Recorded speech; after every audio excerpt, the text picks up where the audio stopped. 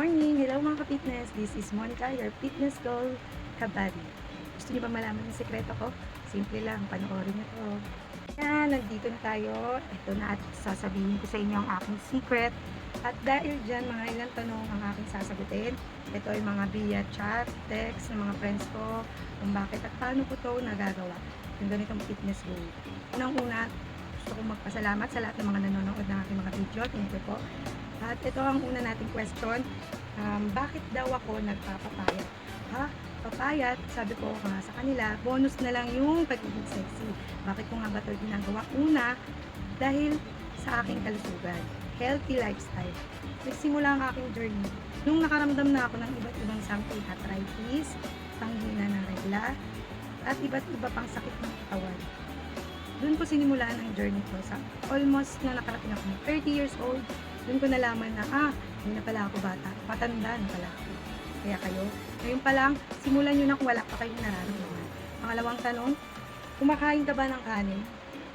Oo naman, kumakain ako ng kanin. Umaga, tanghali, hapon. Siguro sa umaga bihira, pero umaga talaga ako. Coffee, tsaka 2 eggs.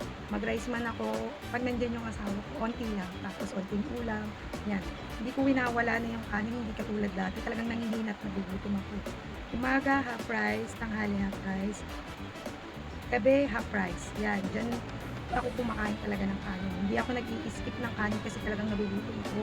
Tapos, isa pa yan sa nagiging hadlang sa journey ko. Kapag kasi nagugutom ka doon, yung pumapasok yung nakakatamad, nakakagutom, kakain na lang kung marami, tataba din naman ako. Depende kasi yan sa ating goal kung anong gusto mong maging goal. Ako kasi gusto ko kasi maging goal. Maging healthy and fit, tapos makasama ko pa na matagal yung mga anak ko, mga minamahal ko sa buhay. Na makarating ako ng mga 30, ay, nasa 30s na pala. Makarating ako ng 40s, 50s, 60s, o 100 years na wala pang sigurong ma-achieve na maintenance yan.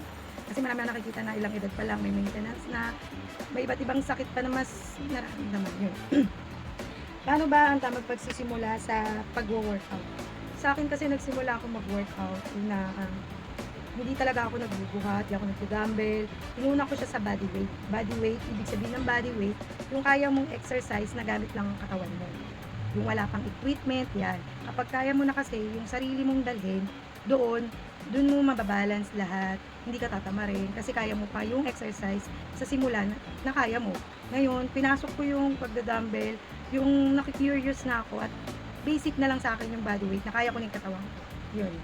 Tapos, ano ang advice mo sa mga nagsisimula pa lang katulad ng journey ko na